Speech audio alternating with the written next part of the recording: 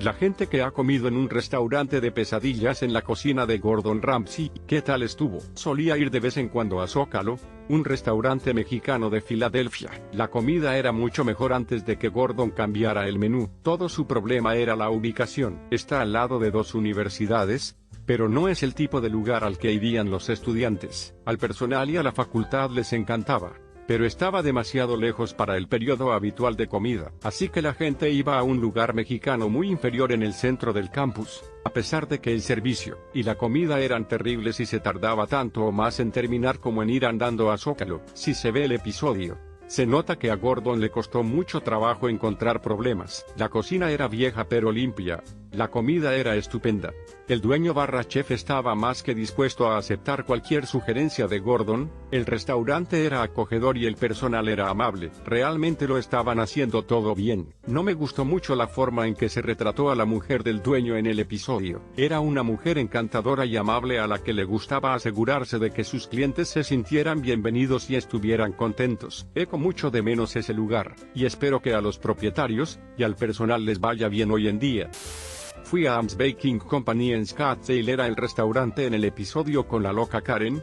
Creo que fue el único restaurante del programa en el que Gordon simplemente se marchó porque eran demasiado difíciles de tratar. Fui a comprobarlo después de que se emitiera el programa porque, ¿por qué no? Lo hice. La comida era poco memorable. El lugar estaba muerto.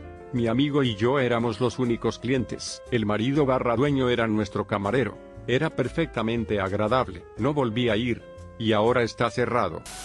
Park Sechen Atlante estuvo en el S05E12 de Kitchen Nightmares. El lugar estaba a unas 3 cuadras de mí. Funcionaron en mi barrio durante un par de años antes de que Gordon los visitara. Lo hacían sin licencia de licor, pero ofrecían mimosas sin fondo. Eran combativos con los vecinos que vivían a pocos metros del local. Rebotaron cheques que debían ser donaciones al barrio y nunca pagaron. La comida no era buena. Todo el vecindario se dio cuenta de que no debían ir allí rápidamente, pero ofertas como sus mimosas ilegales sin fondo atrajeron a gente de todas partes, y se las arreglaron para mantenerse a flote, a duras penas. Gordon señaló 1 tonelada de cosas en el episodio, pero apenas arañó la superficie para abordar todas las cosas que habían hecho mal. Ese episodio definitivamente no era falso, y el equipo de Gordon probablemente dejó 1 tonelada de estupideces adicionales de los propietarios en el piso de la sala de corte solo para conseguir el tiempo para encajar. Nunca mejoraron después de que Gordon se fuera e ignoraron sus consejos. El vecindario hizo fiestas de vigilancia cuando se emitió el episodio para reírse de lo ridículo que era el restaurante,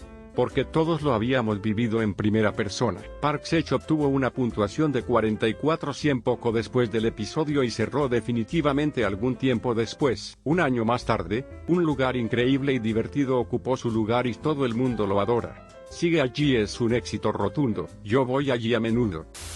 Comí en J. Willis en South Bend, después de la visita de Gordon. El menú era bastante bueno y el personal barra servicio era amable, pero la comida en sí era en gran medida una porquería. Los problemas no eran por Gordon, era la preparación. Parecía que todo había estado bajo un calentador y microondas en lugar de recién hecho. Las pieles de patata estaban secas y la salsa BBQ era .me. Con un poco más de esfuerzo en la cocina, el lugar podría haber logrado. Tenía una decoración sólida y contaba con algunos artículos históricos interesantes del fútbol de Notre Dame en las paredes. Pero creo que el mayor obstáculo fue el hecho de que no podían seguir el ritmo de Famous Dave's, que no estaba muy lejos y hacía barra hace mejor comida. En retrospectiva, fue un poco de una bandera roja que estaba vacía en un fin de semana de fútbol de Notre Dame y nos sentamos casi de inmediato. No fue demasiado tiempo después de mi visita que cerró. No sabía que estaba en Kitchen Nightmares hasta que miré la pared al salir y vi su foto con el personal. Un lugar en el que crecí comiendo, debido a la falta de otras opciones en Nowheresville, Michigan. Estaba en Restaurant Impossible. La comida era siempre bastante promedio a mediocre, pero era una de las pocas opciones en el momento. Creo que muchas cosas se cocinaban en el microondas. El interior tenía una decoración específica que no envejeció bien. Siempre estaba oscuro y polvoriento. Después del programa, hubo una diferencia inmediata en la comida y la decoración. Todo era un poco mejor. Sin embargo, creo que rápidamente volvieron a sus viejas costumbres de microondas y el restaurante acabó cerrando. Antes de que llegara a mi ciudad había un restaurante, Levantis. Cada temporada navideña mi familia y yo íbamos allí. y yo pensaba que la comida sabía bien, tenía 11 años. Así que esa podría ser una razón, era comida italiana. Y por alguna razón se cambió a un lugar de hamburguesas cuando terminó con el lugar. Estuvo bien durante un tiempo porque mi ciudad era muy pequeña, y fuera del camino.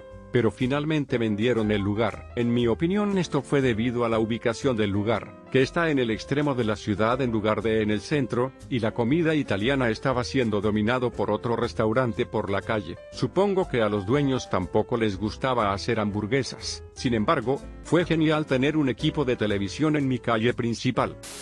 Comí en el café un puñado de veces antes de que acabara en el programa. El lugar era una especie de trampa para turistas, pero la comida era decente. Tenían muy buenos especiales a mitad de semana, que era cuando yo iba. Principalmente empezaron a tener problemas con las relaciones públicas porque el dueño hizo un montón de cosas que molestaron a los locales. Creo que en el episodio Ramsay realmente le gustaba la comida, y era más sobre él tratando de ayudar al propietario con la situación de relaciones públicas. Creo que comí allí una vez después de la emisión del programa. Estaba bien, el lugar parecía haberse recuperado. Cerró este año. No estoy seguro de si la comida les hizo daño o si tenían otros problemas. También fui a Murphy's un par de veces, bar de mala muerte en Fells Point que estaba en Bar Rescue. Una noche me puse muy enfermo al día siguiente de comer barra beber allí. En su defensa, bebí mucho esa noche, pero al ver cómo funcionaba su cocina me hizo pensar que tal vez me habían intoxicado. No volví después de la reapertura. Creo que incluso podría haber cerrado definitivamente antes de que se emitiera el episodio. Sí, el Greek de Harbor en Ventura, California. Esto habría sido alrededor de 2002, así que antes del espectáculo. Mis impresiones inmediatas fueron las de un restaurante rancio y mohoso en su última etapa. La alfombra estaba manchada de forma irremediable, había una línea de buffet en desuso y, en general, estaba bastante claro que la única razón por la que el lugar sobrevivía era su ubicación en el paseo marítimo. Pedimos nuestra comida sin incidentes. Era mediocre, nada horrible, solo más o menos. Entonces comenzó la verdadera rareza. Las luces se atenuaron un poco, y empezó a sonar una música estridente y jangosa. Salió una mujer de mediana edad vestida como una versión cinematográfica de una gitana con una tripa abultada que giraba. Se abrió paso entre las mesas con una sonrisa irónica, como si su orgullo de bailarina del vientre estuviera directamente relacionado con lo incómodos que podía hacer a los comensales. Yo estaba allí con mi prometido y mi hermana, y, francamente, no sabía dónde mirar o qué hacer cuando llegó a mi mesa con su barriga ondulando contra mi oído. Por suerte, mi hermana, que estaba loca de remate, también se consideraba una bailarina gitana de la danza del vientre, y vio la oportunidad de compartir parte del protagonismo. Se levantó de su asiento, se acercó a mi lado de la mesa, y si una bailarina del vientre en la cara no era suficiente, ¿qué tal dos con una de ellas tu hermana mayor? Mi hermana cogió uno de los pañuelos que la bailarina agitaba, y juntas se abrieron paso a través de todas las mesas para que todos los hombres se vieran el ombligo.